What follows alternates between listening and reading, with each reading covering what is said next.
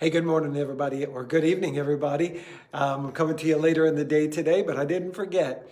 It's Wednesday night. We have church service. I'm standing here in the hallway of the church where we have our Joy to the World Christmas tree and all of our missions flags as in Joy to the World.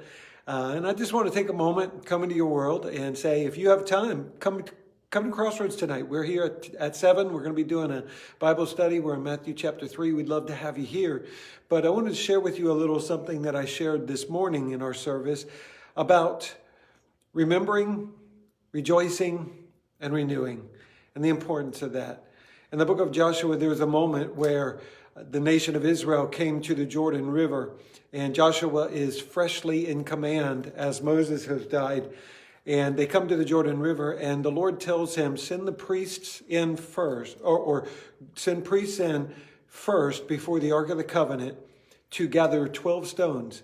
And when you do, I'm going to open the Jordan, and you're going to walk through. And when you get to the other side, you're going to make a memorial. You're going to make an altar. And when your children ask what that is, you tell them of the deliverance and the promise-keeping God that you serve. And that will serve as a memorial. And I spoke to our group this morning about the importance of having those memorial moments in our lives. For each one of us, God has brought us through things. We have mile markers in our lives where we can look back on those things and say without a doubt that I made it through that because of God. God answered a prayer there, and He brought a miracle, and it was only Him. And we need to share those things with our children and our grandchildren. We live in a day and an age where we live in a world that is so glamorous and so shiny and all of that, and it's fake. And we're living in a time when it seems like many younger people are stepping away from the church, or stepping away from a belief in God, or stepping away from a relationship with God.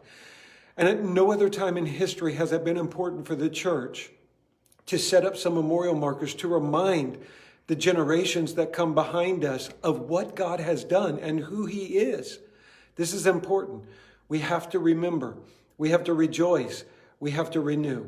And so I encourage you today. I'm going to speak in the next couple of days on the rejoicing and the renewing, but I want to just put that in your heart tonight about remembering.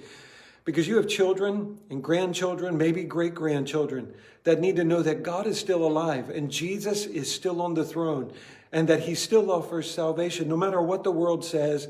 And I told the group this morning, we live in a day and an age where we are more connected online, social media, video, all of that than we've ever been. There's so much more information at our fingertips, and yet we are such a dumbed-down society.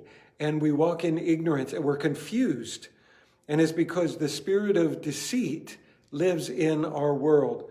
But I'm praying that the truth of Jesus Christ will shine bright through each and every one of us as we establish those memorial markers. We build those altars when God brings us through our own personal Jordan rivers.